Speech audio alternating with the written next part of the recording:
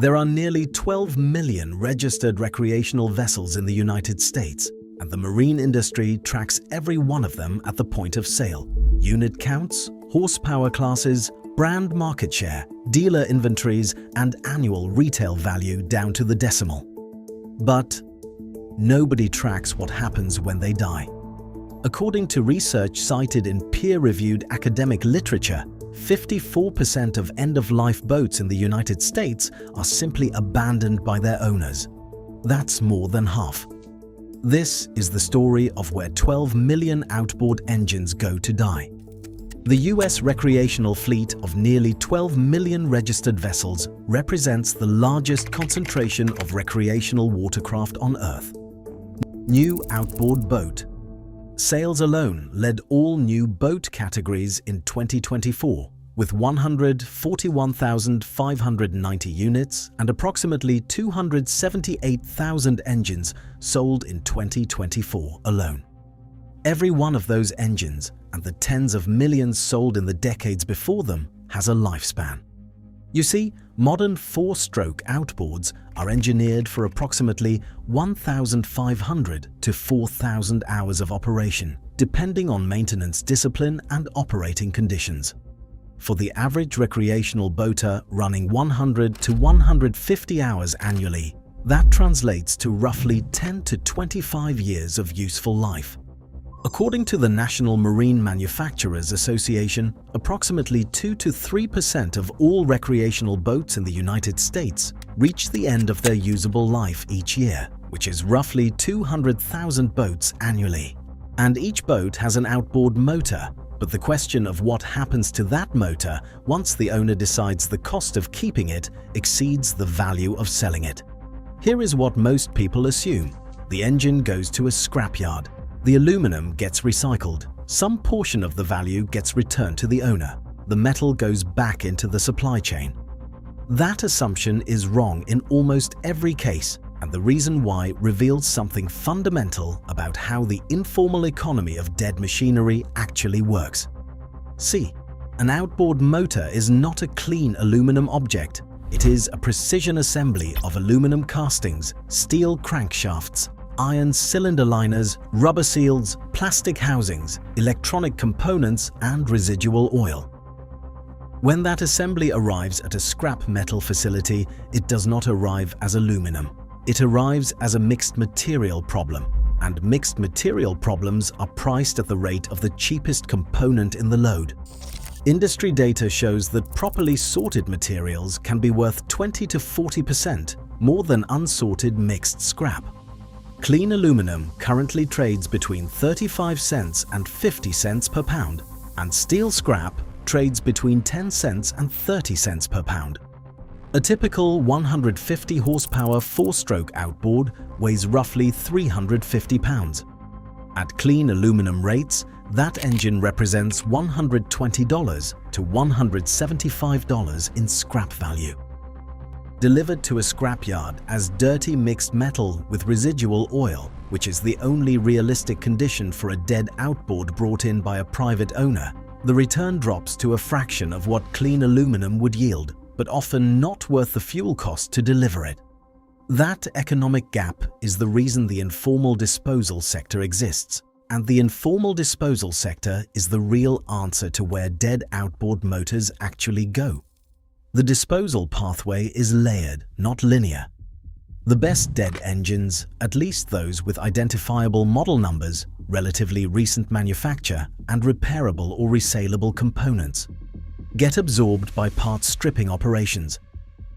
Small businesses like Citrus Outboard Recycling and RecycleOutboards.com buy dead engines precisely because the sum of their parts exceeds their value as bulk scrap. A dead 90 horsepower Yamaha, stripped for a powerhead, a lower unit, a carburetor, and a wiring harness might yield $300 to $500 in used parts sales. But the same engine sold as mixed scrap might yield $30 to $60. The parts stripper captures that arbitrage. The remainder goes to scrap at whatever rate is available. The engines that parts strippers won't buy have three remaining paths: scrap at a loss, donation to a school or technical program that may or may not want them. Or informal disposal, which in practice means abandonment alongside the hull, storage in a garage until the owner dies or moves, or, in the worst cases, dumping. That is the actual system. The formula is simple and has been documented by researchers studying the vessel disposal problem. Resale value minus disposal cost equals abandonment decision. When the resale value of an aging vessel, including its engine, falls below the cost of proper disposal, the rational economic choice for the owner is to stop paying. Storage fees, insurance, registration, and the ongoing costs of ownership for a vessel the owner cannot sell accumulate until the owner makes the calculation and walks away. The average salvage cost for removing an abandoned recreational vessel runs from $10,000 to $12,000. That cost does not go to the manufacturer. It does not go to the dealer who sold the boat. It goes to the taxpayer, the marina operator, or the state agency responsible for removing derelict vessels from public waterways. In 2017, the removal of abandoned boats in just 3 US states cost taxpayers more than $15 million. The outboard motor contributes to that cost.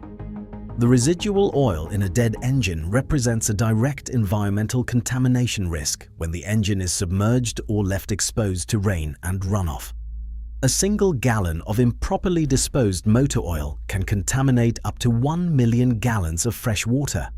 Used engine oil contains lead, cadmium, arsenic, dioxins, and benzene. So an abandoned engine in a waterway, slowly leaching its residual contents into surrounding sediment, is not a hypothetical risk. It is a documented environmental pathway that state agencies and NOAA have been tracking for decades. The EPA has identified confirmed environmental impacts from boating and marina activity: high toxicity in the water, increased pollutant concentrations in aquatic organisms and sediments, and documented contamination buildup near areas of concentrated vessel activity. When the vessels causing that contamination during their operational life are abandoned at end of life rather than properly disposed of, the contamination continues past the vessel's useful life without the operational benefit of a working engine attached. Every major outboard motor manufacturer operating in the United States, like Yamaha, Mercury, Honda, Suzuki, publishes sustainability documentation. Mercury Marine's published sustainability content addresses packaging initiatives, reusable containers, and landfill reduction at manufacturing facilities. Yamaha publishes environmental targets related to factory emissions and supply chain carbon reduction. Honda has opened a resource circularity center near its Ohio manufacturing facilities, focused on recycling and repurposing operational tools and production equipment. Not one of them operates or funds a consumer take-back or end-of-life recycling program for outboard motors in the United States.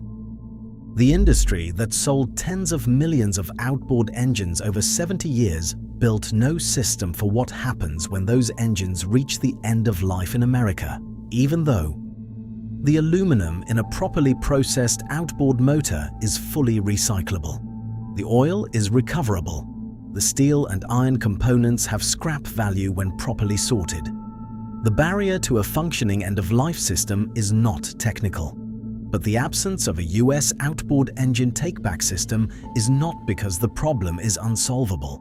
Other countries have already built the infrastructure. France launched APER, the Association pour la Plaisance Eco-Responsable, founded by the Federation of Nautical Industries. The program is funded by an eco-contribution levy collected on every new boat sold in France. By 2024, APER operated 35 certified dismantling centers across France and its overseas territories, with an annual budget of 3.3 million euros and formal authorization from the French Ministry of the Environment for the next 5 years. France is the only country in Europe with a structured, industry-funded boat disposal program of this scope.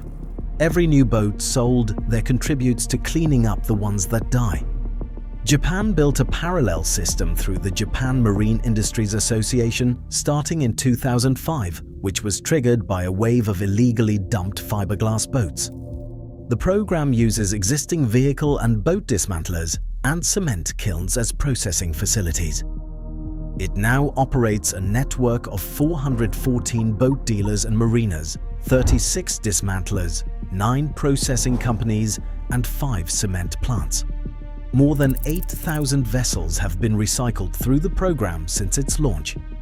The Japanese government provides administrative oversight through the Ministry of Land, Infrastructure, Transport and Tourism. Norway provides direct government funding for boat disposal and pays owners a contribution toward transport costs, making proper disposal the economically rational choice rather than the economically irrational one. In the United States, the closest equivalent is a NOAA-funded pilot program run by the Rhode Island Marine Trades Association, the first project in the country to recycle fiberglass vessel materials through cement co-processing. Over its pilot phase, it collected 22 tons of material and delivered it to a cement manufacturing facility. The program is still seeking sustained funding, and it covers a portion of one state.